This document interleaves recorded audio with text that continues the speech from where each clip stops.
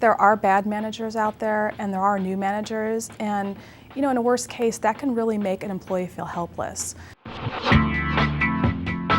You don't always get to pick who your boss will be, and a manager's style of leadership can play a large role in your overall job satisfaction. A study by the Saratoga Institute found that 80% of employee turnover is due to poor management and leadership.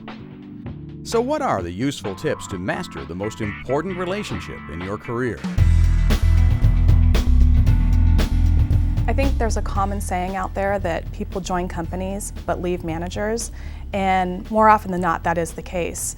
Managers usually think that somebody leaves for a compensation reason, and that's rarely the case. Usually it's because of a bad relationship with their manager or an underdeveloped relationship with their manager. Employees don't often realize that they can actually impact the relationship. I think it's important for employees to treat their managers as they would a client. And this includes basically staying professional at all times. In casual work environments, we often become friends with managers. We build a rapport that's like a friendship, but we need to realize there is a fine line between friendship and manager, and that the business comes first and friendship second.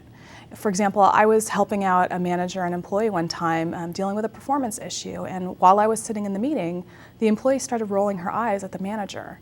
And I think we just need to take a step back and say, is this something that I would do with a customer in front of me? And if the answer is no, then don't do it with your manager. I think there are bad managers out there and there are new managers, and in a worst case, that can really make an employee feel helpless.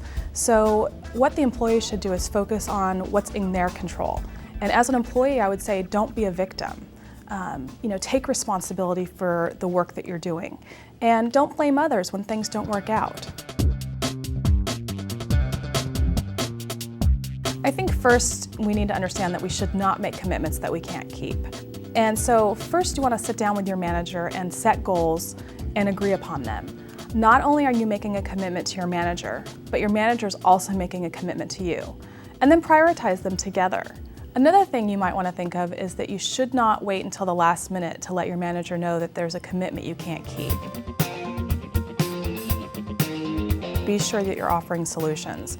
Don't come in and just complain about your job or the situation that you're in. Often I hear employees complaining about processes.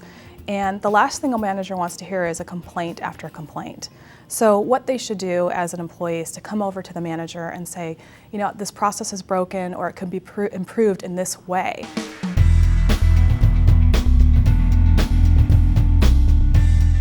Conflict with our managers is not necessarily a bad thing.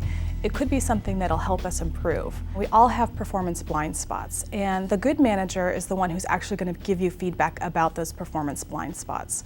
So take a step back, listen to the feedback, and try not to be defensive. It's very difficult, but it's something that we all have to do. And if it means walking away for a day and thinking about the information, then coming back and having a discussion, that might be what you need to do. And also, I would say thank your manager for giving the feedback, because it really is about them investing in you. One other thing employees might not think of is that they should really try to understand their manager's tendencies and pressures. Your manager may have a big deadline, and it might not be the best time to go and ask them for something or communicate information to your manager. So what I would say is try to understand your manager's work style and the pressures that they're under. Know how they like to receive communication, whether it's email, voicemail, or face-to-face.